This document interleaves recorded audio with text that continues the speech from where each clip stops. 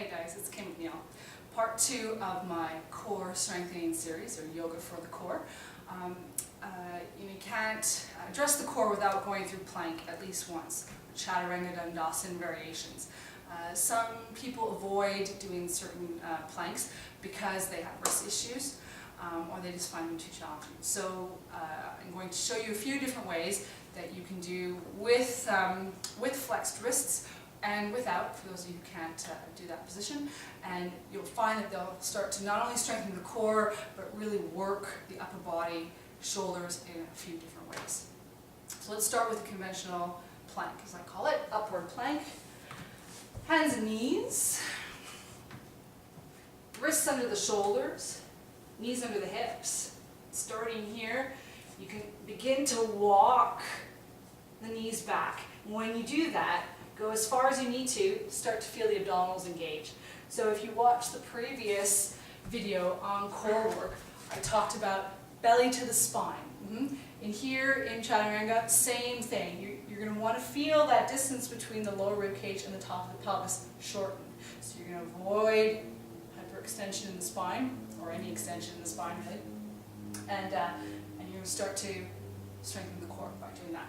So, once again, hands and knees, walk the knees back, feel the abdominals engage. If you need a little bit more, then take one knee up, contract the quads, press that heel back, and then maybe the other leg. Okay? So we don't want to drop into an upward facing dog or downward dog. We want to make one line from the shoulders to the heels. Belly up to the spine, and then you can add a little bit more by bringing the chest forward towards the front end of your mat. Holding here. And then come down. And rest in child's pose or downward facing hero variation. Knees wide, feet together. Alright.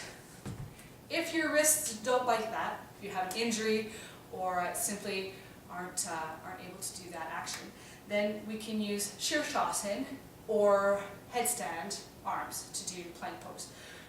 Elbows under the shoulders and the hands are clasped like so.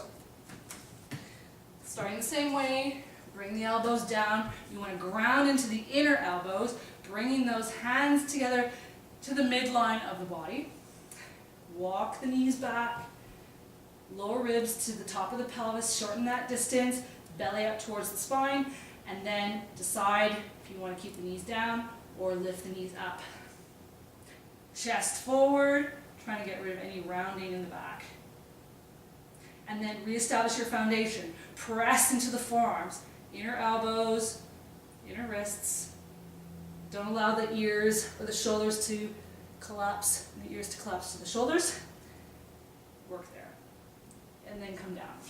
So, double fun on that one, because it teaches you the action that you'll need eventually to learn headstand and Shirshasana. Why don't we now do another action that's really great for a different part of the shoulders. It's forearm position, forearm plank. And this is used a lot to learn forearm stand, or Pinchamayurasana, peacock feather pose. So the alignment is a little bit similar to the previous variation, elbows under the shoulders, but now you're not clasping the hands, you're bringing the hands out, downward dog hands, so the fingers are spread out, you're pressing down to all the different parts of the hands, and they're in line also with the shoulders. If we're tighter in the shoulders and the arms and the back, then the tendency in this pose is to allow the elbows to come out to the sides and the hands to come together. So you can always use a block, if it's not too narrow, to keep the hands in that position on the floor, like so. Great to practice even closer to a wall when you're eventually learning Pinchamayurasana. And if you're finding your elbows are winging out quite a bit, make a loop and bring it above the elbows so that they're shoulder width apart. So like so. So when you come down to your mat, you have a little bit of help to keep those elbows the width of the shoulders and keep them from winging out to the sides.